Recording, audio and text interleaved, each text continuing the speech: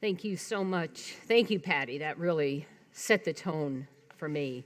And Patty, I don't know why I'm sitting in that chair and I'm thinking about, I think it was 20 years ago when you had your cousin on the piano and I was at Lake Harriet, and it was like my first talk. Lou got me to do a talk at Lake Harriet on this platform. I was so nervous. I'm still nervous. And I don't know why. It's funny. This whole week I'm thinking of, I have what I'm going to say, and then I second guess it, and then I come back to what I want to say in my heart, and I know I can do it. And then it's this gymnastics, and I feel like it's me trying to come out, but there's another part of me that just doesn't trust that I can say this from my heart. And it's okay, because that's where I am right now, and I'm playing with that, and that's okay. That's who I am right now. So we'll see what comes out today. And I just appreciate everybody here and Reverend Pat for giving me this opportunity. For me, this is love. This is sharing. When I think of doing stuff, from love, I don't think of the money that I'm getting. And I feel really fortunate in my life because I always did what I loved. So money was just kind of this bonus. And in fact, even in my first job, when I had a 40-hour week, I was always the first one, that would take time off if they needed to cut hours. Because I loved my self-care time. I loved taking that time off. I didn't care about the money, I mean, I know I need money. You need money to... But it would come, it would come, because I think I was doing what I loved, and I always felt, I do think when you're doing what you love, I felt like enough money, I always had enough money, that it would come in, and it did, and I'm still here, and I'm paying my bills, so it's great. So this week I've been thinking about, the last 2 or 3 weeks I've been thinking about love, and this unconditional love, this power of love, that is just this love of God. And it's so hard to not get it caught up with the romantic love or I love you more and less and like. So it's really this energy of love. And, I always wonder, how am I going to start out? And I don't know, are any of you following the Olympics? Okay. I am following it like I'm watching the highlight reels. And for me, it's the figure skating that I love watching the figure skating. And so all I want to say is, Alyssa Liu. And I'm getting emotional just saying her name. And I first heard her name in January on 60 Minutes. They did a interview with her. And I happened to listen to that one. And I was just interested in her story. She's this 13, 14-year-old who was just ice skating 24/7. Her father was pretty, an advocate to get her to skate, bringing her all over different countries to train. And, they would tell her what to wear and what to eat and when to train and, how much to train and just keep going and going and going. And it ended up in 2022, she won the bronze. And she was 16, but she just quit. She said, that's it. I'm done. I want to be a kid. I want to go out there and explore. And she did. And she hung out with her friends, and she went over here, and she went over there, and she took this long trek to, what's that people do, that big hike that goes up the mountain? Not Camino, no, the one where people go to base camp, Everest. She went to the base camp. She hiked and she did all this fun stuff with her family and her friends. And I started thinking about, boy, that sounds interesting. It reminds me of something. And if you remember in the Bible, you hear this 40 days. This 40 days where Jesus would go off into the wilderness, or, this 40 days. And it was called this, like a time for transformation. And 40 days is symbolic. It could be 2 days, it could be 2 years, it could be 10 years. It's this time where we go into this transformation. So I looked it up because she reminded me of this. And the spiritual meaning says that 40 days symbolizes a withdrawal from outer distractions, a period of inner alignment with God, facing and transforming fear, ego, and temptation, spiritual strengthening before outward service. For Jesus, the wilderness was not punishment, it was an intentional preparation. And after 40 days, he emerged clear, empowered, and ready to serve. In short, 40 days marks the sacred space between who we have been and who we are becoming. Well, now you see Alyssa, and she did that skate on Thursday, and I don't know about you, but after she did that skate, she had love popping out of her. She was joy radiating, and I saw this God. Every ounce of her was God. Like she was just allowing her whole body to be given over to God. And she wasn't imagining a gold. She really wanted to put out there. She liked charging up the audience, you know. She wanted to show her family what she did. So that, I kept watching it. And I was saying to myself, I want that. I want that energy. And Lessons in Truth. Now, I just facilitated this book, so it happens to be kind of fresh on my mind. And one of the chapters was on the individuality part of us and the personality part of us. And the individual part of us is that part of us that is aligned with God. We all have it. Everybody has this part. And it's this wellspring of love, of grace, of ease, of peace, of wisdom. And it's flowing. It's constantly flowing, this love. And then there's another part of us that's the personality, where we're all a little different, where we have this part of us that is argumentative and, kind of changes with what's happening outside. And I see Alyssa, that she filled up in this God. And Emily Cady says that what we want to do is we want to make that individual part of us bigger. And when that part gets bigger, the other part gets smaller. Now, we like our personality because it makes us, makes us different. But we want that God part of us to be in charge, the wisdom to guide our personality. And that's what I saw in her. I'm going to read this. Okay.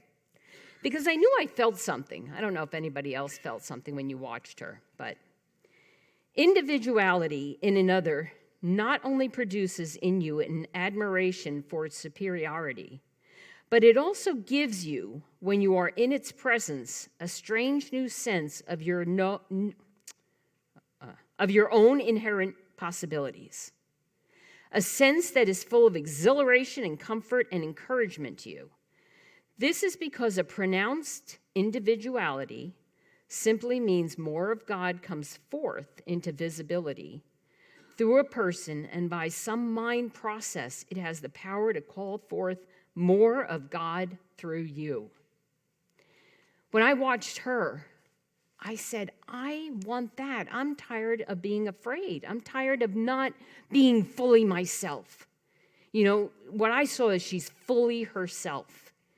And that, when we are fully authentic ourselves, it's very powerful and very healing, People want to be around that. It's attractive, and that power of love is attractive. Somebody sent this. Oh, gosh, I hope I can find it now.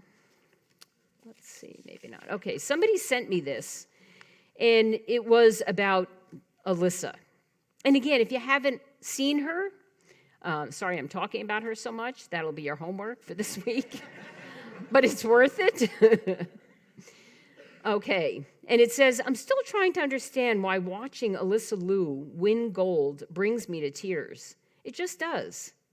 Maybe, that was the best part, the thrown-up ponytail, the simple barrettes, and the lack of theatrics. Nothing overly curated, nothing forced, just her. Okay, my favorite part, when she went like this at the end. Oh gosh, that was good. Maybe it's just the energy she carries, something every high-achieving person secretly craves, ownership and peace.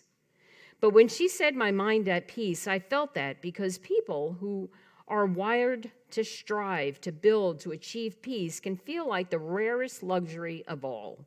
She became the youngest U.S. women's champion at 13. That kind of spotlight has to shape you. And at 16, after the Olympics, she walked away. Not because she couldn't do it, but because she wanted to see who she was outside of it. She traveled, went to school, invested in friendship, and lived. Then on a ski trip, all things changed. She felt the pull back to the ice. She returned differently. She had new coaches, new choreography, new music, a different intensity, and room for friends, room for life. She wasn't the good little girl anymore, doing what everyone expected. She was choosing. And maybe that's what gets me. Maybe it's also hearing her say, I'm not on a diet, while standing there strong and powerful in a sport that is historically pressured to have women shrink. Her body looked capable, athletic, grounded, and not apologetic. There is something deeply moving about watching a young woman compete the highest level, not frantic, not proving, not starving, not chasing approval, but peaceful. In 4 minutes, she modeled something bigger than skating. You can step away, you can evolve, you can become stronger, you can redefine the rules, and you can do it for who you become in the process and not for who the world says you need to be. And there's a new era out there, and it belongs to people who choose themselves. You know, I grew up with conditions. I kind of grew up with, you look great if you got your hair cut, or, I remember my aunt saying, you'd look great if you had an overhaul, kind of like an overhaul. a makeover, because I wasn't really into wearing probably a makeup. But, I always had these little bit of conditions, And so now when I'm in the presence of unconditional love, it's really humbling for me. Little things like, Lou, we'll be having breakfast in the morning, and I just wake up, and my hair is all over the place, And we're sitting at the breakfast table having a conversation, like a normal conversation. And then I'll go to the bathroom, and I'll look in the mirror, I'm like, oh my gosh, how could he not be laughing hysterically, But that's what heals me.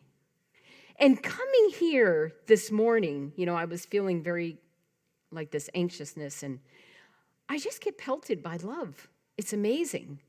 And I get to pray. I think those are so, prayer and meditation, if we're going to do love and service, prayer and meditation are our tools to stay aligned in that place of God. So again, when we're in that place of God, the love, it comes up easily when we can stay in that place. The other big one is self-care. I'm in a field where massage and yoga. Now, my regular clients are really good. My massage clients, they don't really think of it as self-care anymore. They do it as a regular part of their daily life. But I hear a lot of people like, oh, it's a luxury. It's not. I mean, we really have to get to the place where self-care is just throughout the day. It doesn't have to be a massage. It could be just stepping away for a while. I'm not going to say the bathroom because someone said I always go to the bathroom and take a time out. But these are little areas that, we can just take time out and renew ourselves to become more for others. And forgiveness work. Oh my gosh, forgiveness work is so important. I try to be love. I do it in my work. I really do. I can feel it. It's very different. People will say to me, I probably get it a couple times a month where they'll say, how many massages can you do a day? And I'll be like, well, physically, I could probably do 1 or 2. If I do it from love, 5 or 6. And you know why? Because when I do massage, it energizes me. It doesn't feel physical. I can hang out with people and have my hands on them, and it feels like nothing. And I'll come home fulfilled. If I'm just working, with my, anybody can be a massage therapist. But when you put love through your work, and this can be through anybody's work, when you start putting love through it, you can walk away feeling really fulfilled, you know.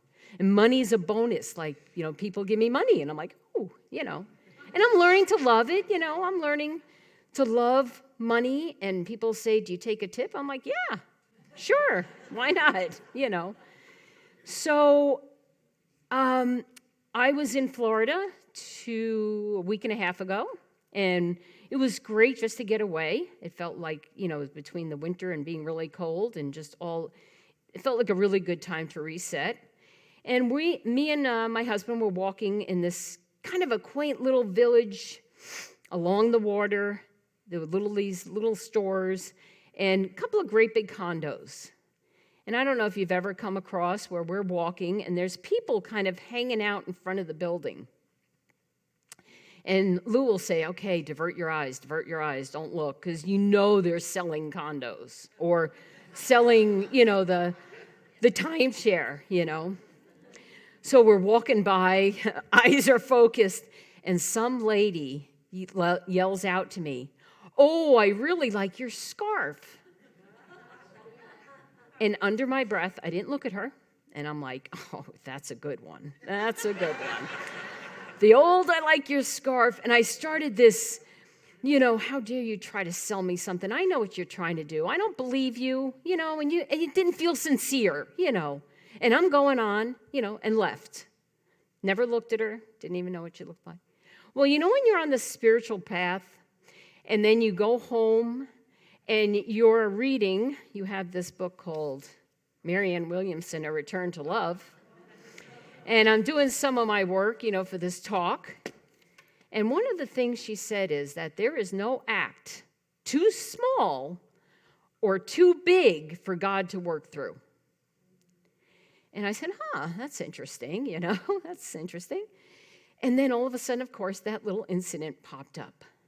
And I said to myself, I don't know why, but I had this awakening where everything we do sends out energy into the universe. That little incident that I did sent out a little vibration of anger, resentment, you know, something. But I sent out a little vibration. And I realized I'm contributing to the craziness in this world. I know it seems tiny, and it's easy. No one saw it, really, except my husband. But, you know, no one really saw it, so I could just walk away. And I realized in that moment, it was time for me to do some forgiveness work. And I said to myself, okay, Karen, what do you have against people trying to sell you something, you know? And I looked in my past, and I don't remember anyone trying to sell me something that got, you know, that I didn't need or something. But I realized that in that moment, I could say to myself, okay, I'm old enough now. I could say to her, no, I don't want a condo or I don't want a timeshare. I could look at her and say, well, thank you so much, but no thank you. And I realized that just even that little interaction changes the energy. And I could also try to understand that she is just trying to make money. She's somebody who's trying to make a living, and to give her that cold shoulder, you know, that's a human being. So it kind of woke me up that, you know, a lot of people I've been hearing over the last couple of months, they feel like they're not doing a lot of stuff, they're not doing enough. Our thoughts are energy. And, you know, you always hear prayers, but prayers are energy. And even if you can't get out of the house, and if you can focus, you know, Marianne Williamson says, if you could just focus your attention and send love out into the universe, it can change the energy in a place. So it doesn't matter how big. You know, we talk about God doesn't, you know, we talked about like, you know, illness. God doesn't see one as not that ill, but this one's more ill. Or you've been ill for 25 years, so we can't do anything for you. Same thing with the amount of service we do. Doesn't matter how big. God doesn't see, he just sees that little act and that little energy we put out into the universe. It also, we have, okay, one more thing. There is in our apartment building, we have this woman. She's about 85. She's got a walker. You got to just love her. And she lives alone, and she's always in in the lobby, because I think she wants to talk to somebody. And, so Lou and I befriended her, and, we come, and, there she is, and you're like, okay, I got to go sit with her and hang out and have a conversation. And there are times where I'm coming home from the office, it's like 6:30, and I got all these sheets on my back and, my lunch box and everything, and I'm holding it, and I walk in and I see Nancy, and I'm like, oof. And then I say, you know what? Go sit down and have a 10-minute conversation with her. And it's amazing. I always have a great conversation, with her. And she appreciates it so much.